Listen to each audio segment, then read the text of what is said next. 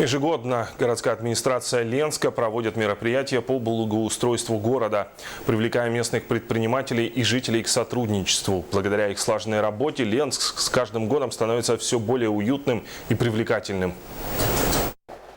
С каждым годом городская администрация увеличивает перечень мероприятий по благоустройству города. Проводя различные конкурсы, глава города привлекает к сотрудничеству как местных предпринимателей, так и всех горожан. Количество участников, проводимых администрацией конкурсах, ежегодно увеличивается. Увеличивается и площадь благоустроенных территорий. Вместе с этим Ленск приобретает новый вид, который радует глаз. Так, прошлым летом городской администрации совместно с предпринимателями города были установлены скамейки в районе улицы Чапаева. В этом году работа продолжилась. Так, на центральных улицах города появились еще несколько лавочек с логотипом города. Которые мы массово начали ставить и на Чапаева, часть на Юнского, также на кладбище в районе Часовни, на Нюйской.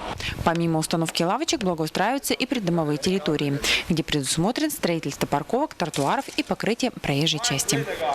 Эта программа была 50-летию города Ленска, насколько я помню, да, это был 12-й, по-моему, год. Выделялись деньги с бюджета республиканского, и вот определили вот эти дворовые территории. Это Ленина 64, Дзержинского 19-21, потом где-то женская консультация и вот где связной во дворе. То есть вот эти территории, ну там просто критичные такие моменты, где, ну, на самом деле проезд проблематичный.